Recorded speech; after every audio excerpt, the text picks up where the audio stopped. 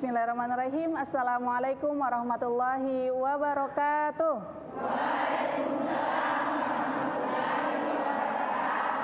Rezeki setiap makhluk sudah diatur oleh Allah Subhanahu wa Ta'ala, termasuk di dalamnya rezeki pasangan suami istri. Namun seringkali kita dengar ungkapan rezeki suami tergantung istri. Benarkah demikian? Bersama kita telah hadir Ustadz Husni Idrus yang akan membahas tema kita pada hari ini, yaitu sifat istri penghambat rezeki suami. Assalamualaikum Ustadz. Waalaikumsalam warahmatullahi wabarakatuh. Sehat Ustaz? Alhamdulillah sehat walafiat.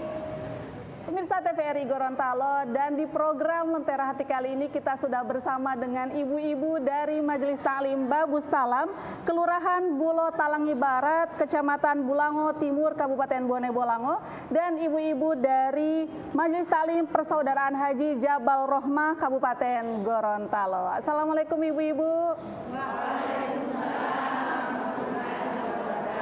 Sehat semuanya? Alhamdulillah. Baik Ustadz, seperti yang kita ketahui bahwa yang namanya jodoh, ajal, rezeki sudah ada ketentuannya. Jika sudah ditentukan oleh Allah, adakah hubungan antara pasangan dengan rezeki seseorang? Tafadhol Ustadz. Bismillahirrahmanirrahim. Alhamdulillahirabbil alamin, wassalatu wassalamu ala sayyidil mursalin wa imamil muttaqin sayyidina Muhammadin sallallahu alaihi wasallam wa ala alihi wa ashabihi wa man tabi'ahum bi ihsanin ila yaumiddin, thumma amma ba'd.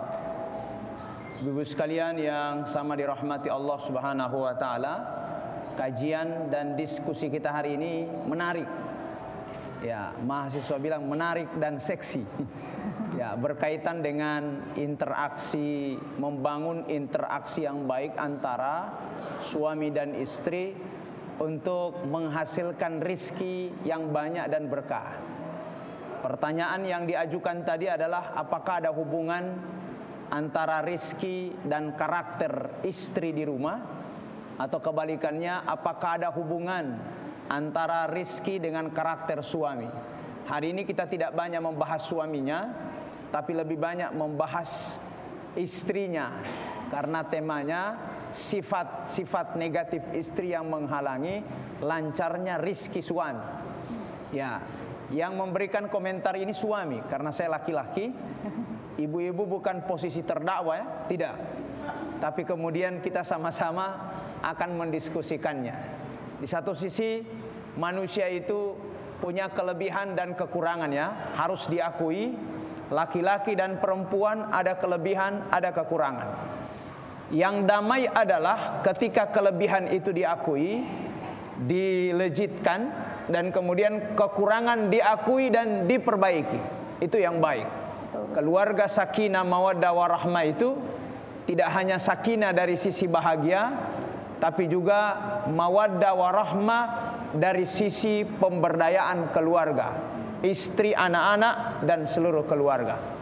Pertanyaan dasarnya, ibu-ibu sekalian, apakah ada karakter sang istri ya yang sifatnya negatif yang menghalangi rizkinya suami? Ini pertanyaan sangat luar biasa. Secara umum sifat negatif itu ada juga sama suami, tapi pembahasan kita istri hari ini. Ada beberapa kategori istri-istri ya yang terjadi hari ini yang memiliki sifat negatif dan terkadang dia menghalangi lancarnya rizki suami. Di antaranya apa jamaah sekalian rahmati Allah? Yang pertama adalah sang istri ya, sang istri yang tidak mau bersyukur atas nikmat yang Allah berikan kepadanya. Adamus syukur, tanpa bersyukur dan tidak mau bersyukur dengan apa yang Allah telah berikan kepadanya. Yang mana dia tidak syukuri dalam konteks keluarga, yang dia tidak syukuri itu dua. Karena dia tidak mensyukuri yang dua, maka ini menjadi penyebab terhalanginya kelancaran rizki suami. Yang pertama, istri yang tidak bersyukur dengan eksistensi keberadaan suami sebagai orang yang bertanggung jawab di hadapannya. Ada suami tapi tidak dianggap sebagai suami.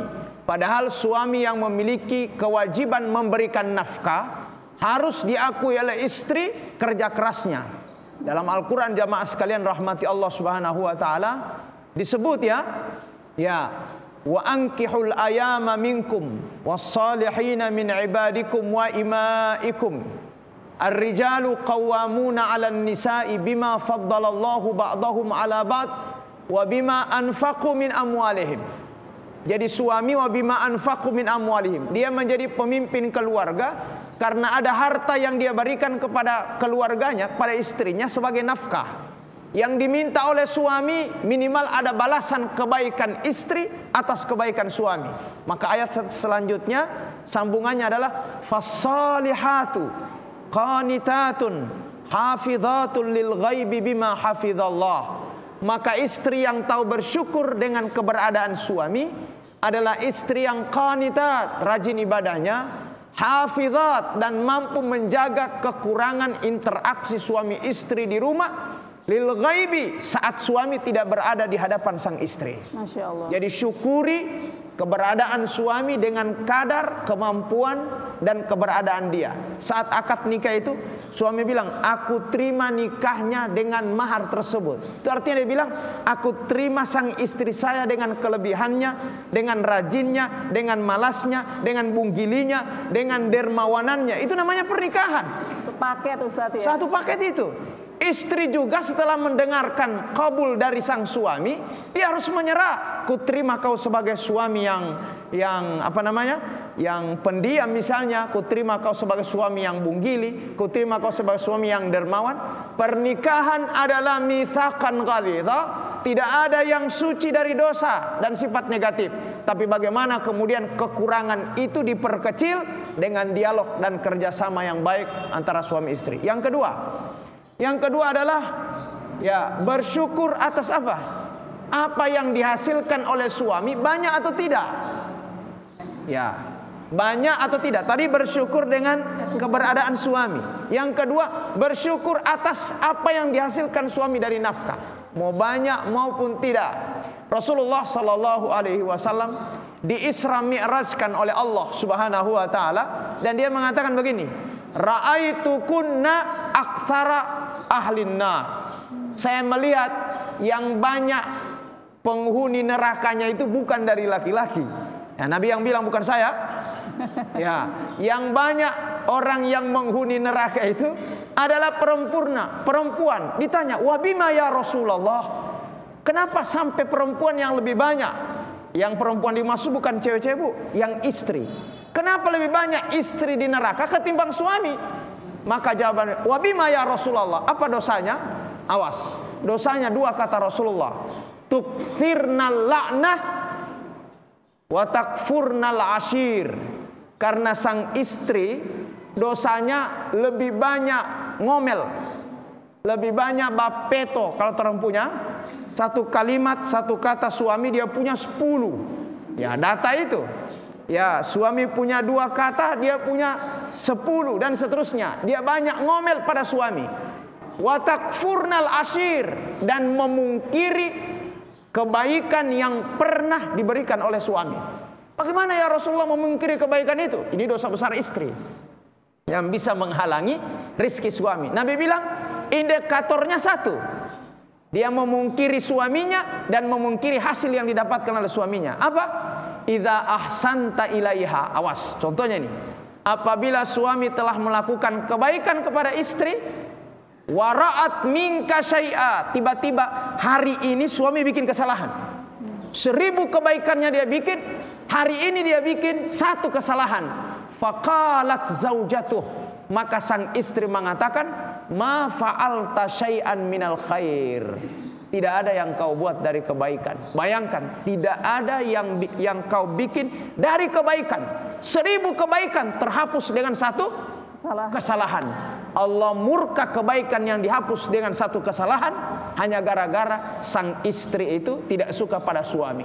Maka rizki suami pun terhalang, tidak berkah termasuk disebabkan karakter tidak mau bersyukur kepada Allah Subhanahu wa taala. Saya persingkat lagi. Yang kedua, rizki suami tidak lancar gara-gara istri tidak mau sedekah, Bu, sedekah itu memperlancar rizki, memberkahi rizki. Wan bunggili ti ibu, ya, kalau kita kikir, harta yang kita gunakan kan hartanya sang suami, tapi harta ini disebut dengan harta bersama karena yang dihasilkan setelah pernikahan. Maka seharusnya kalau kebiasaan suami bersedekah sebelum dia nikah dan rizkinya melimpah dengan sedekah, kebaikan sedekah suami setelah pernikahan seharusnya diulangi oleh sang istri. Kenapa? Sedekah itu menjamin bahwa rizki kita la yang kusumalun minas sedekah, tidak berkurang harta yang disedekahkan demi Allah, malah dia bertambah. Kalau suami bersedekah, istri bersedekah, yakin dan percaya sedekah itu menghasilkan kebaikan dan harta yang banyak. Dan yang ketiga, jamaah sekalian rahmati Allah, tidak mau bersilaturahim. Nabi mengatakan, man arada ayyabsuta lahu fi rizki wa yunsa lahu fi athari falyasir rahimah. Siapa yang ingin diberikan oleh Allah umur panjang, ya. Yang kedua, diperbanyak, diberkahi rizkinya. Mau ada suami, tidak ada suami, nikah atau sebelum nikah, amalan ini harus dilakukan karena dia menghadirkan rizki yang banyak. Apa? Falyasil rahimah, banyak-banyak, ya, bersilaturahim. Suami rajin sedekah, tapi ditandai oleh masyarakat, DP suami rajin sedekah, tapi DP istri yang menguasai harta suami tidak rajin sedekah.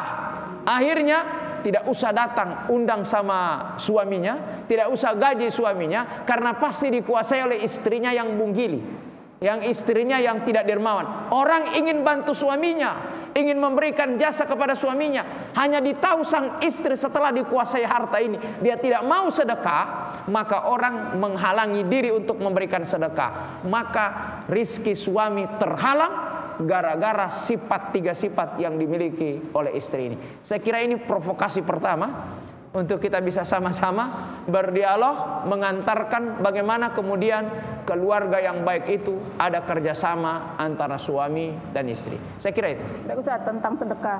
Kalau seandainya pasangan suami istri ini tidak sefrekuensi, si istrinya ini ingin bersedekah tapi suaminya menahan, akhirnya istrinya ya udahlah diam-diam bersedekah. Hukumnya seperti apa Ustaz?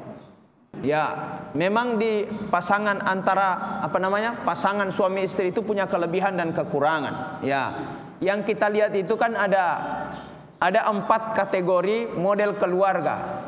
Kategori pertama istri saleh, suami saleh, 2. Suaminya saleh, istrinya saleh. Gagah toh?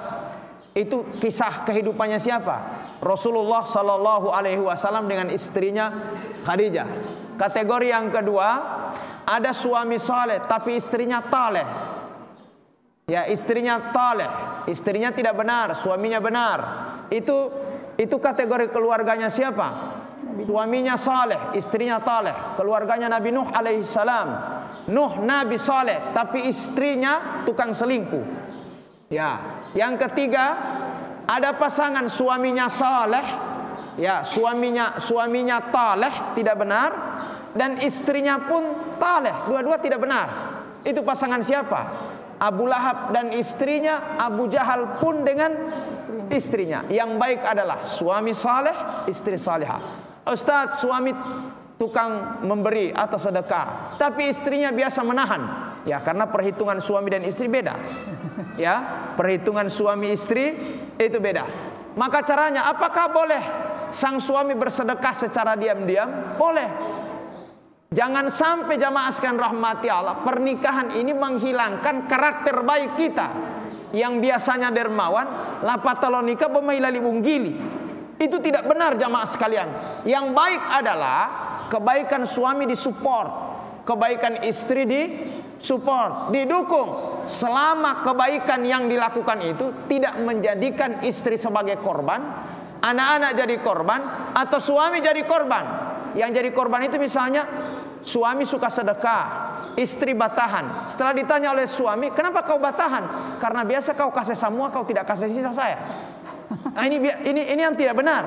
Artinya rizki torang bagi dua kalau dia sebagai suami. Rizki untuk hari ini, rizki untuk orang lain, dan rizki untuk keluarga. Kan begitu. Kalau dikasih semua, maka yang akan merasa rugi adalah pihak istri kita atau pihak pasangan kita. Saya kira itu. Baik Ustaz, kita harus jeda sejenak. Ya. Pemirsa, saat lagi kita akan kembali. Jangan kemana-mana, tetap di program Lentera Hati. Alhamdulillah, damai di hati.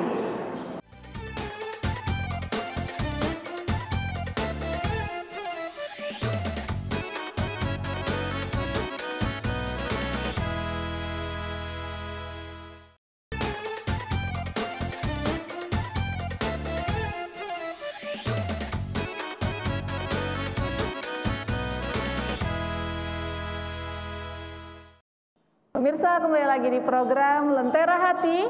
Alhamdulillah, damai di hati. Baik Ibu-ibu, sekarang sudah di sesi tanya jawab. Bagi yang ingin bertanya, disilakan. Silakan Ibu. Sebelah kanan, silakan. Assalamualaikum warahmatullahi wabarakatuh. Nama saya Ibu Yusna Kasim dari Majelis Talim Babus Salam. Pertanyaan saya Pak Ustadz, hal-hal apa yang menghambat rezeki kita? Yang kedua, jika seorang suami yang selalu menyakiti sampai menangis istrinya, kira-kira apa menghambat rezeki? Terima kasih. Wassalamualaikum warahmatullahi wabarakatuh. Baik Ustadz, ada dua pertanyaan dari Ibu Husna Kasim. Yang pertama, hal-hal yang menghambat rezeki Ustadz. Ya, pertanyaan tadi sudah saya jawab sebenarnya. Berlaku kepada kedua belah pihak, mau suami maupun istri. Kalau tidak bersyukur, kalau tidak bersedekah, dan kalau tidak, apa tadi yang ketiga? Bersilaturahim, maka pasti putus rizkinya. Mau nikah, belum nikah, setelah nikah, itu sama. Itu yang pertama.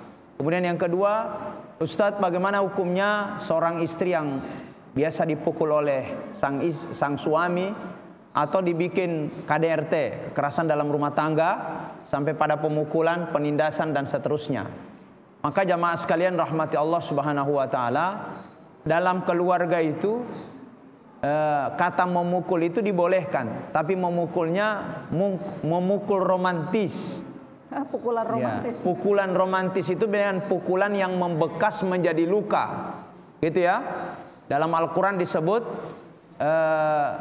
Ar-rijalu qawwamuna 'alan nisa'i bima fassalihatu qanitatun hafizatun lil ghaibi bima hafizallah. Wallati takhafuna nusyuzahunna, istri-istri yang dikhawatirkan tukang baku bantah. Ya, artinya potensi dosa nusyuz. Dosa nusyuz itu ibu-ibu sekalian, ya, perintah suami tidak dilakukan oleh sang istri. Misalnya, ini posisi saat istri dalam keadaan salah. Fadribuhunna wahjuruhunna fil madaji'. Ya, wallati takhafuna nusyuzahunna faiduhunna. Tahapan pertama silakan dilarang. Wahjuruhunna, kalau tidak mendengar pindah tempat tidur, tapi tidak talak ya. Wadribuhunna, maka suami boleh yang ketiga memukul, tapi memukulnya pukulan romantis. Walau itu pukulan romantis, Pak Yololo angulua. Ya. Japayelo baalo dan seterusnya, itu pukulan romantis. Artinya suami ketika marah bisa menegur, bisa tidak tidur, bisa juga memukul, tapi pukulannya bukan pukulan yang membekas. Ya, pukulan sayang seperti itu. Ustadz, kasus ini bukan pada istri, tapi pada kasus suami yang tidak baik, yang senang memukul, ya, senang memukul pada istri. Kalau pukulan suami, ibu-ibu sekalian, ibu dalam posisi benar, suami dalam posisi salah, dan mengukurnya sudah tahu, ya. Ya, ketika ibu bilang Jamali mau ngilu uti, tidak boleh minum minuman keras, kemudian dia marah, posisi ibu dalam posisi benar toh? Sementara posisi suami dalam posisi salah.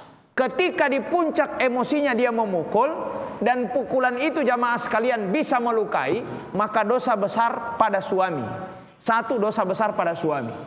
Jika dipukul lagi ibu yang kedua dan dia membekas, maka resikonya ada akibat yang bisa ibu lakukan. Caranya adalah kalau dia sudah sampai berlebihan, maka ada pihak pemerintah untuk tempat curhat. Jangan curhat di media sosial. Ya, biasa lihat manfaatnya Facebook betiu pertama. Nanti yang dikhawatirkan orang lain yang bukan suami yang menyelesaikan masalah. Lama-lama jembatan jadi tiang. Curhat sama orang tua, tidak mampu sama orang tua, ya, curhat sama keluarga, kakak, adik dan seluruh keluarga. Jangan dulu curhat sama orang lain. Suami saya bikin begini, tidak mampan ditegur oleh keluarga sang suami, ada pihak pemerintah yang akan mengeksekusi.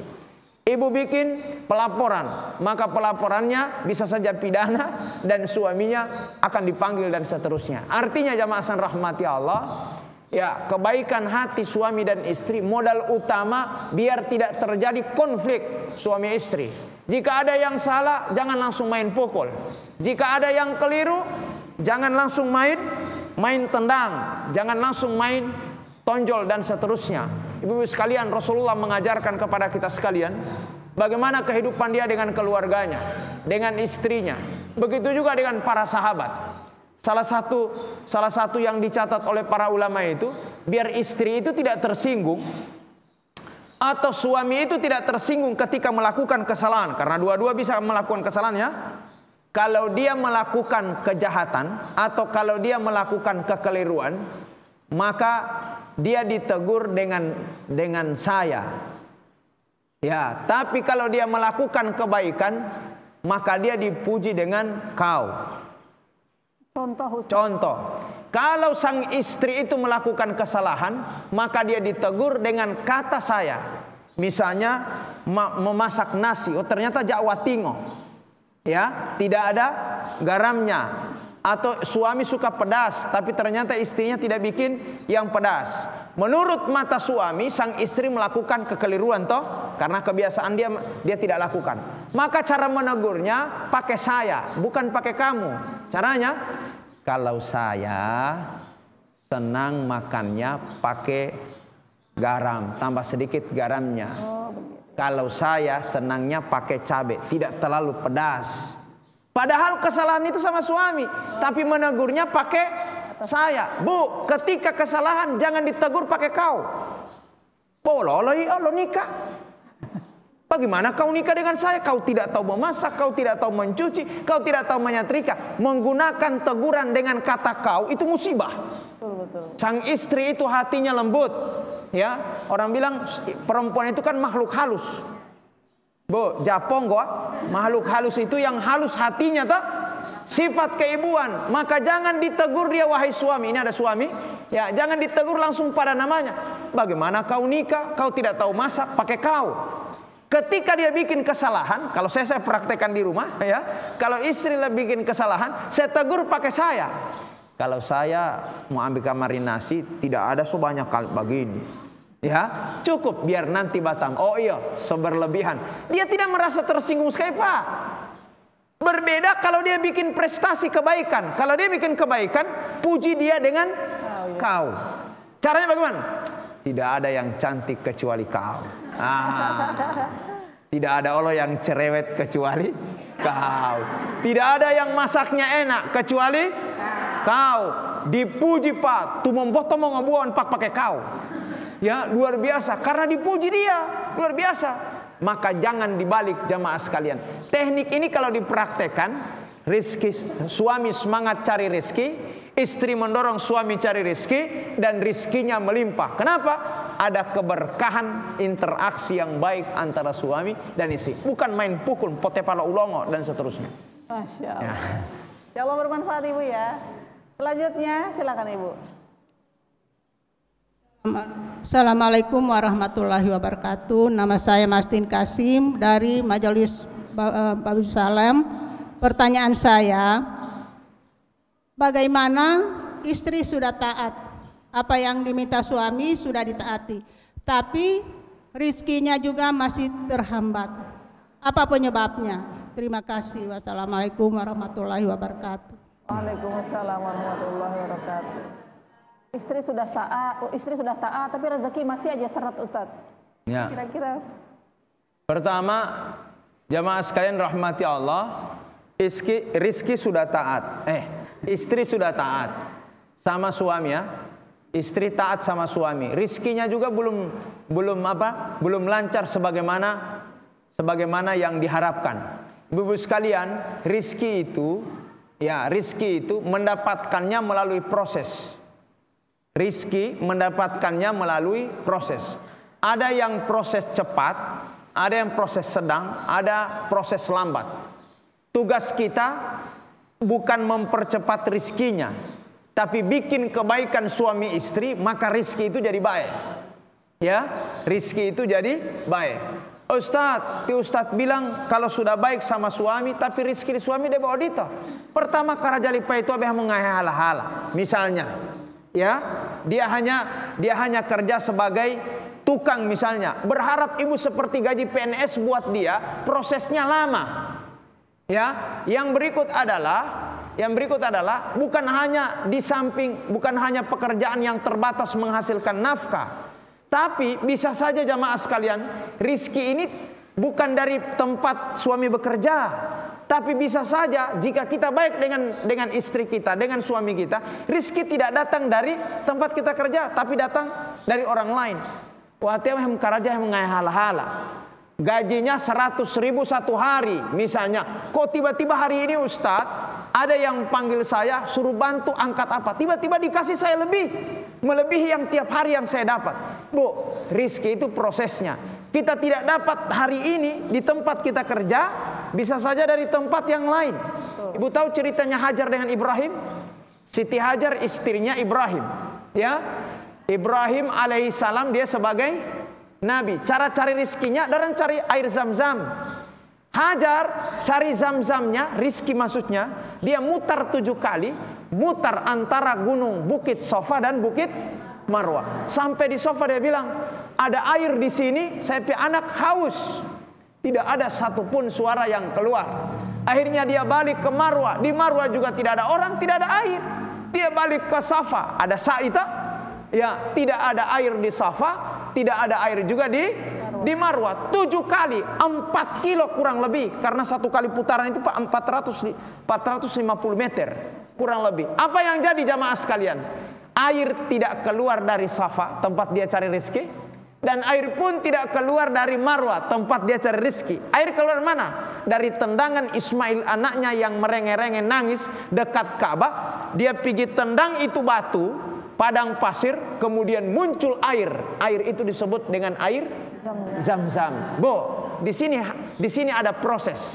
Tidak semua tempat kerjanya suami di situ menghasilkan rezeki, tapi ada yang Allah takdirkan bukan di tempat itu dan dia menjanjikan rezeki yang banyak. Maka oleh karena itu, kasih baik kemarjo suami istri, ya, urusan rezeki urusan Allah. Yang penting suami itu saling mendoakan untuk mendapatkan rezeki yang baik. Ada cara Allah untuk memudahkan, tapi jangan tergesa-gesa karena prosesnya pasti proses yang lama dan seterusnya. Saya kira gambarannya begitu. Masya Allah, insya Allah bisa dipahami Ibu ya. Selanjutnya, Bismillahirrahmanirrahim. Assalamualaikum warahmatullahi wabarakatuh. Waalaikumsalam warahmatullahi wabarakatuh. Nama saya Suwarni Bunga dari Majelis Taklim Jabal Rahmah, Kelurahan Hutuo, Kecamatan Limboto, Kabupaten Gorontalo, tergabung dalam EP. Mau bertanya sama Pak Ustaz, setelah mendengar keterangan dari Pak Ustaz, yang mana perempuan itu adalah penghambat rezeki suami. Nah, bagaimana kalau memang suaminya tidak pernah mencari apapun, tidak ada, sedangkan istrinya bersusah payah berperan sebagai petani yang bercocok tanam, petani yang berusaha untuk dalam serba UMKM, berusaha sebagai buang malu dia sebagai pengemudi bentor untuk mencukupi dengan maksud untuk mencukupi kebutuhan rezeki di dalam rumah tangga. Bagaimana kalau misalnya bapaknya tinggal diam-diam terus berdoa semoga mendapat rezeki? Kalau bagi wanita yang begitu, apakah hanya sama perempuan saja yang menghambat? Apakah laki-laki bapak-bapak tidak menghambat demikian? Itu pertanyaan saya. Terima kasih. Ya, sama-sama. Baik Ibu, sebelumnya mungkin meluruskan sedikit, bukan istri penghambat rezeki suami Bu ya, tidak semuanya.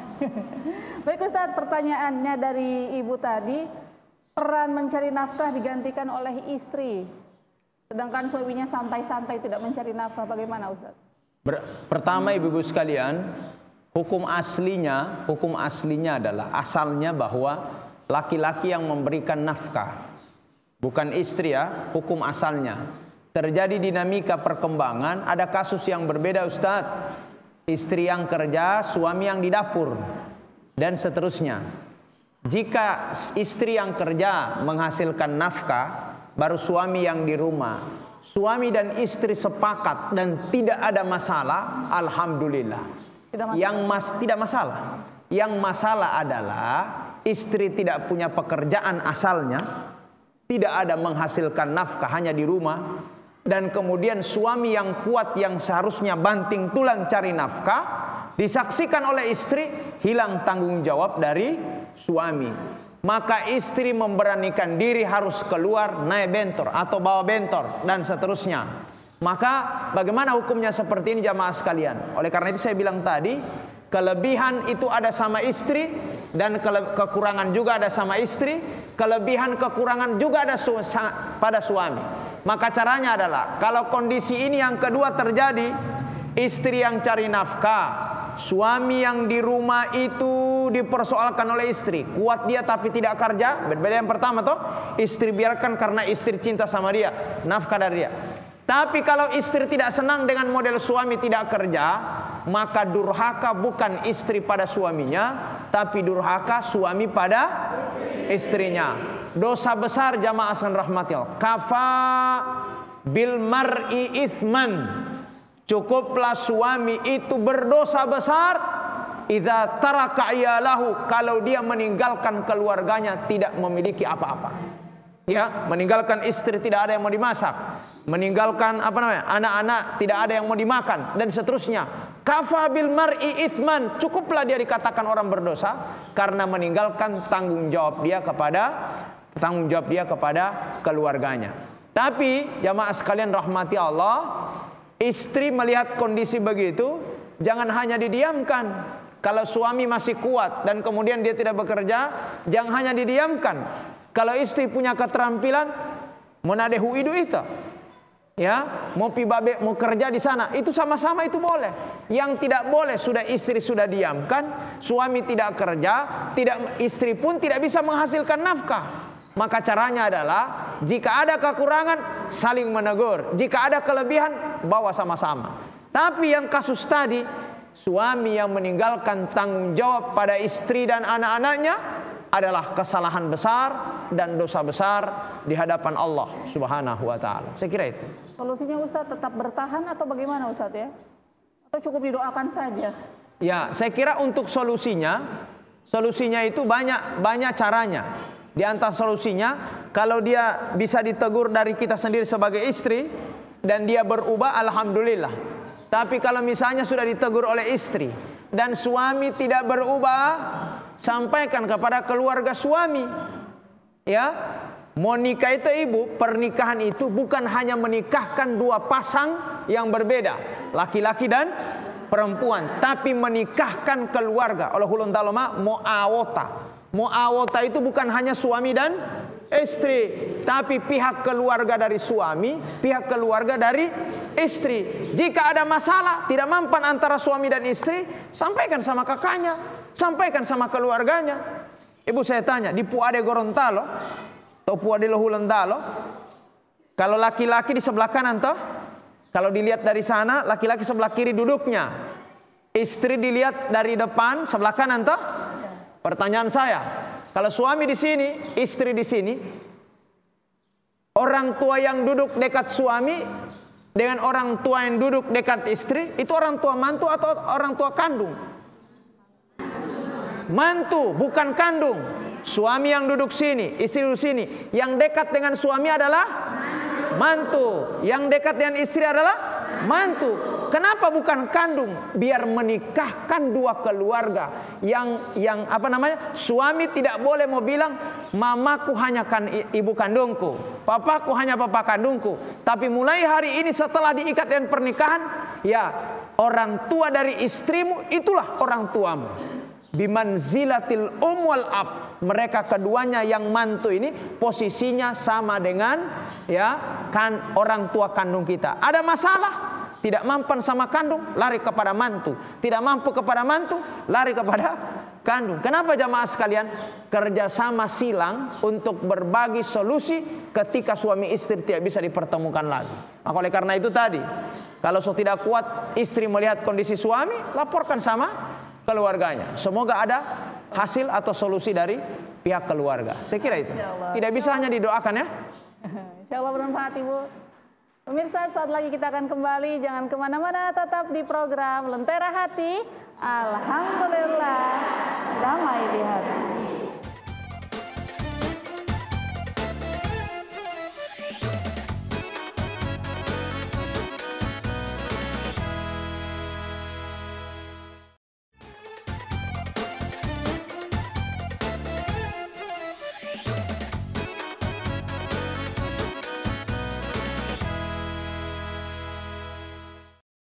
Kembali lagi di program Lentera Hati.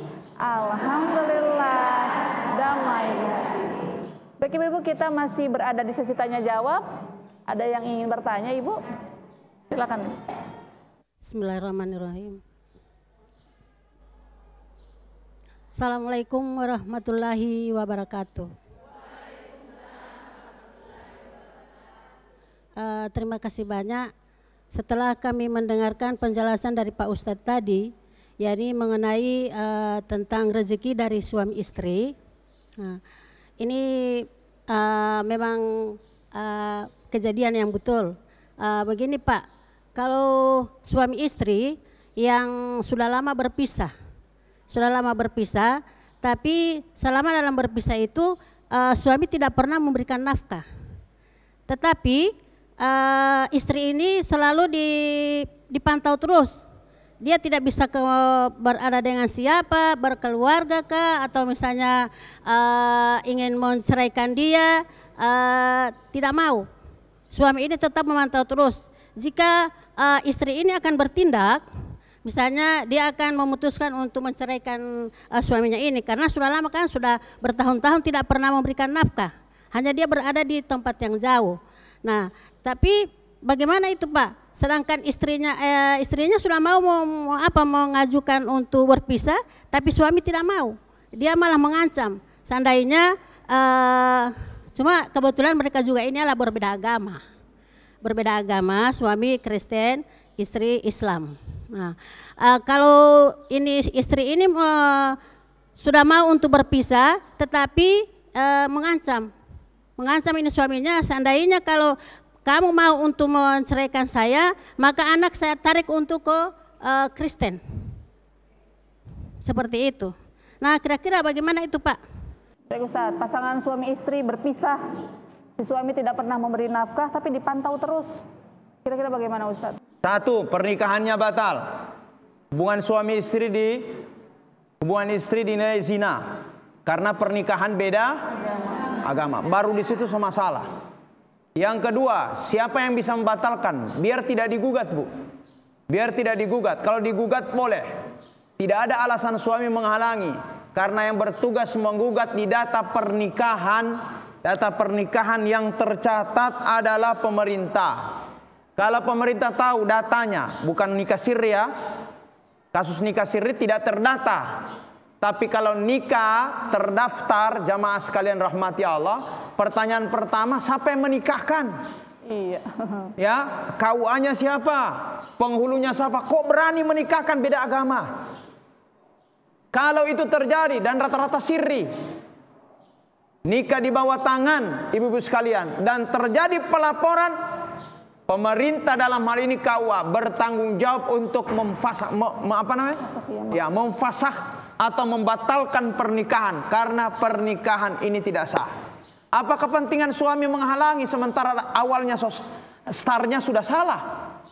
Ya, ibu-ibu sekalian, jangankan itu ya, jangankan beda agama, sama-sama Muslim nikah ya, suami tidak memberikan nafkah, dua nafkahnya, tidak memberikan nafkah lahiriah dan tidak memberikan nafkah batiniah. Maka istri kalau melapor ke pemerintah, diurus oleh pemerintah, urusan itu disebut urusan proses talak. Ya, disigat talak waktu akad nikah jika suami. Ada ya? Di buku itu Ustaz. Ya, di buku itu jika suami meninggalkan istri selama 6 bulan dan dia tidak ridho, dia tidak ridho itu dia melaporkan. Kalau dia ridho tidak apa-apa. Ya, dia tinggalkan, saya tidak protes. Nah, tidak masalah. Tapi kalau dia tidak ridho dan dia laporkan kepada pemerintah, dalam hal ini KUA, maka di situ tertulis akan ditetapkan sebagai talak 1 dan seterusnya. Resminya laporkan kepada pemerintah. Suami istri yang sah, tidak ada hak suami untuk menolak. Kenapa mau dihalangi sementara kau tidak memberikan lahiriah batiniah? Ibu juga kalau misalnya membatalkan pernikahan, kalau suami istri muslim sama-sama, kenapa harus ditahu oleh suami?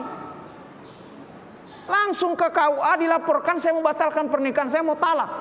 Tinggal dipanggil pada proses pengadilan nanti. Suami akan dipanggil 3 kali, dia tidak hadir, divonis pernikahan putus. Nah, kasus ini kalau muslim sama-sama ya. Bagaimana kalau nikah beda agama, startnya sudah salah Bu. Pernikahan batal, hubungan suami istri zina, anak itu jamaasan rahmati Allah, anak hasil pergaulan yang tidak disyariatkan oleh Allah Subhanahu wa taala. Maka oleh karena itu langsung lapor, mendaftar, dipasak oleh pemerintah. Ya, dibatalkan oleh pemerintah. Tapi kalau ibu tako, ya, saya tako Ustadz mendaftarkan pemerintah, ibu masih cinta. Kalau memang tidak cinta dan ibu tidak bisa lagi cinta, istri tidak boleh lagi cinta pada suami karena perbedaan agama. Tidak boleh Bu. Yang satu makan halal, yang satu makan bab 1. Yang satu makan nasi, yang satu makan bab 1. Tahu bab 1? Tidak bisa jamaah sekalian rahmati Allah. Ya, lit-thayyibina lit-thayyibat. Orang baik muslim dan orang baik muslimah tidak bisa dicampur karena persoalan agama. Ya, saya kira itu Ibu. Insyaallah bermanfaat Ibu. Selanjutnya silakan Ibu. Assalamualaikum warahmatullahi wabarakatuh. Nama saya Jurlin Abunga dari Majelis Taklim Jabar Rahmah, Kelurahan Hutuo, Kecamatan Nimboto, Kabupaten Gorontalo. Setelah mendengar penjelasan dari Bapak, apakah betul pendapat istri yang mana nafkah yang diberikan oleh suami tidak mencukupi?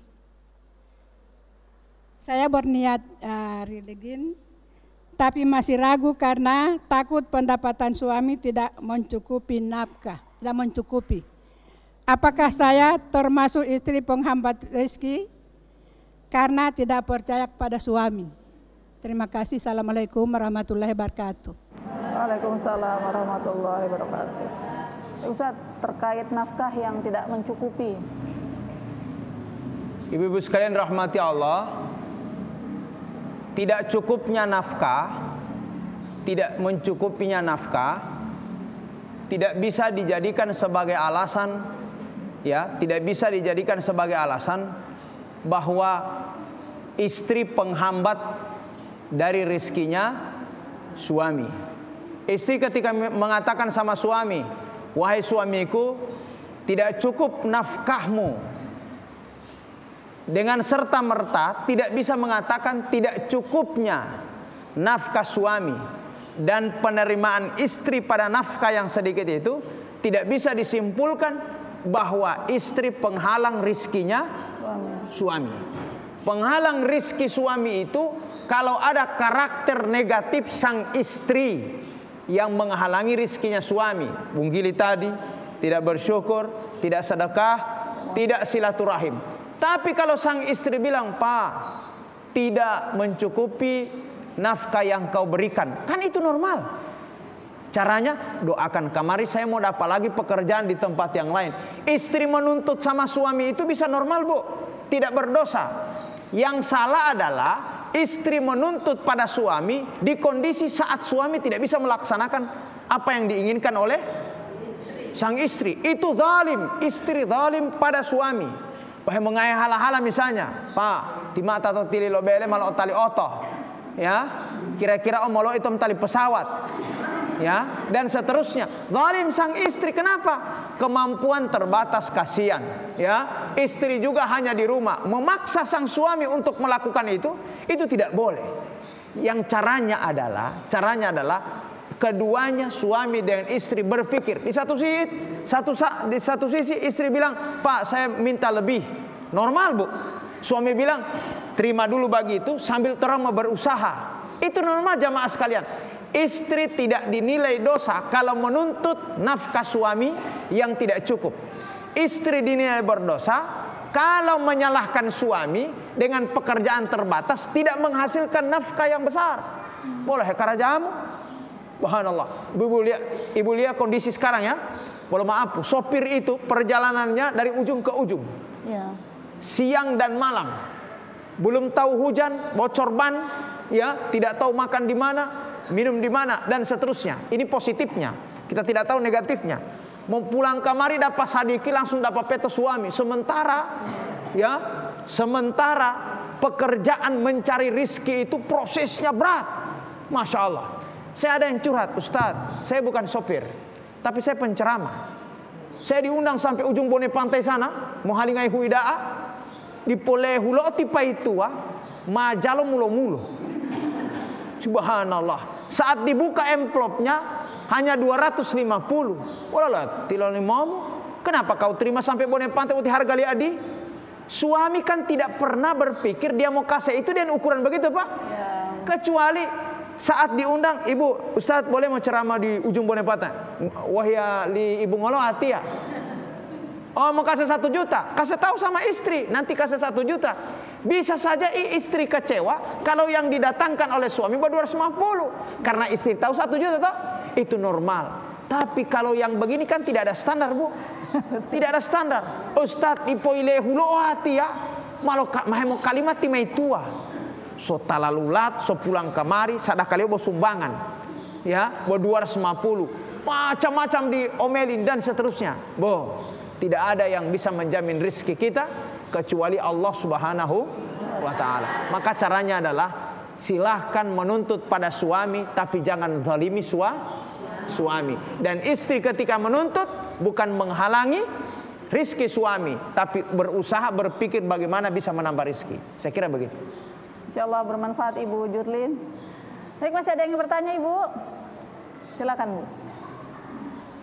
Assalamualaikum warahmatullahi wabarakatuh. Nama saya Suryati Humolungo dari Majelis Taklim Babu Salam, Desa Bulotalangi Barat. Langsung saja dari pertanyaan saya. Apakah istri yang dalam keadaan kotor dapat menghambat rezeki suami? Ya, lagi haid. Kotor apa? Kotor. Haid. Maksudnya, lagi halangan begitu, Bu? Iya, hilang. Itu Ustaz. Istri yang haid, Ustaz, apakah menghambat rezeki suami? Ibu, Allah tetapkan secara fitrah perempuan itu harus ada haid. Ibu suka tidak suka harus ada haid.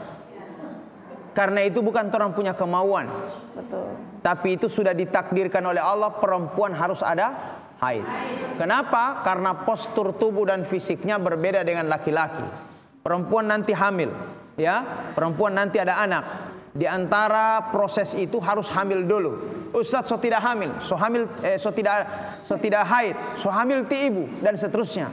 Oleh karena itu, proses ini namanya fitrah. Fitrah itu sudah dari sononya ibu seperti itu. Tidak bisa fitrah ini dituduh bahwa ini penghambat rezeki suami. Tidak bisa dituduh itu. Yang dituduh itu adalah karakter istri negatif. Karakter istri negatif. Kalau suami bawa uang, bawa nafkah, hedonis. Tahu hedonis? Dia terima hari ini, dia kasih habis hari ini. Masya Allah. Dikasih duit, dia belanjakan hari ini, habis hari ini. Suami berpikir, suami itu punya duit, Bu. Dia yang pemilik nafkah. Tapi dia serahkan semua pada istrinya. Bukan dia tidak mau pegang itu, tidak. Tapi minimal suami tahu min aina tasabahu wa ila aina anfaqahu. Dari mana rizki itu kau dapat? Dari itu toh? Wa ila aina anfaqahu, dan kemana kau distribusikan. Minimal ibu bikin laporan sama suami. Ya, Pak, tadi saya beli akan kangkung, beli akan sayur, beli akan ikan, beli akan minyak. Suami bilang, alhamdulillah, terima kasih. Oh, kalau ibu misalnya ya COD terus, ya suami juga akan kaget. Loh, nama COD terus sih? Dan seterusnya. Belinya bukan di pasar, tapi belinya di online. Suami akan berpikir, nafkah yang dikasih, akan dia pikir, kenapa tidak? Baru 1 bulan sudah habis, baru 15 hari sudah habis nafkahnya. Maka suami juga itu akan tersinggung. Kau kemanakan uang, hanya 2 hari sudah habis, dan seterusnya. Maka caranya tadi, istri yang haid, yang punya halangan, bukan penghalang dari rizki suami. Saya kira itu. Baik, insya Allah bisa dipahami Ibu. Masih ada yang bertanya Bu? Kembali ke Bu Jurin, silakan. Ya, Assalamualaikum warahmatullahi wabarakatuh. Saya langsung saja karena sudah perkenalan tadi. Setelah memperhatikan apa yang disampaikan tadi bahwa istri harus bersyukur, bersedekah dan bersilaturahmi apa yang diberikan oleh suami.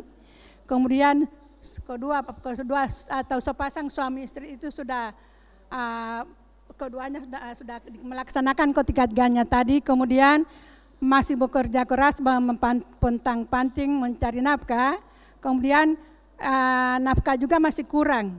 Nah, di sini pertanyaan saya, apa saja penyebab rezeki hambat sedangkan kami sudah bekerja keras? Apakah ini masih ada hambatannya atau bagaimana? Sedangkan hasilnya selalu berkurang, malah hutang makin bertambah. Terima kasih. Assalamualaikum warahmatullahi wabarakatuh. Wassalamualaikum warahmatullahi wabarakatuh. Ustaz, amalan sudah dikerjakan, usaha sudah dimaksimalkan, tapi kok rezeki gini-gini aja, bahkan hutang makin bertumpuk, itu bagaimana Ustaz? Sama ibu-ibu sekalian, kalau kita katakan bahwa rezeki itu dari objek tempat kita kerja ya, maka setiap orang akan berbeda. Suami petani, jiwa istri PNS, jam hama Bu. Ya, suami petani, jiwa istri elit, jiwanya sama dengan PNS, itu tidak mau baku dapa. Yang mau baku dapa adalah suami petani, istri juga merasa menjadi petani, maka itu mencukupi. Ya, maka oleh karena itu, mau susah dengan tidak susah, cukup dengan tidak cukup, bukan di uangnya, di hatinya. Ibu, saya ulang Kalau orang ini mencukupi dirinya, tidak akan pernah merasa puas dengan apa yang dicari. Betul. Yang bisa merem keinginan untuk menguasai semua itu hanya satu, yang namanya syukur. Ya, yang namanya syukur. Jadi saya katakan bahwa kalau pekerjaan suami memang dari sananya dia petani, ibu jangan berharap lebih seperti istrinya PNS. Ya, jangan berharap lebih. Kalau suaminya PNS, ibu bisa berharap lebih karena dia PNS. Jangankan dia PNS, jangankan dia petani, PNS saja ada utang di bank. Maka caranya adalah rizki itu harus atau harta yang didapatkan oleh suami harus dimanage dengan baik. Ketika ni'mal mal, sebaik-baik harta di tangan orang soleh. Karena di tangan orang soleh, dia tahu bagaimana cara mengeluarkan dia. Bagi kamar itu nafkah suami. Pertama, kebutuhan hari ini. Ya, yang kedua, kebutuhan akan datang. Ya, caranya adalah kalau gajinya tiap bulan hanya 200, ibu-ibu sekalian, apa kemudian bisa berpikir yang 200 itu, ibu-ibu sekalian, ada yang ditabung biar cuma 1.000, ditabung cuma 10.000. Yang masalah adalah kebutuhan terbatas tapi keinginan banyak. Dalam keluarga bikin hancur itu karena tidak bisa membedakan dua. Mana kelebihan, mana kebutuhan, dan mana kemauan, keinginan. Kebutuhan itu kalau tidak dipenuhi, orang susah hidup. Tapi kalau keinginan biar tidak ada masih bisa hidup. Oleh karena itu saya tanya sama pengantin baru, yang pengantin baru, kalau semua nikah begini mana mau didahulukan? Ekonomi belum mapan, mana dahulukan? Beli kursi atau beli beras? Pilih beras dulu. Ustadz pilih kursi, silakan pilih kursi. Duduk di kursi baru tapi tidak makan.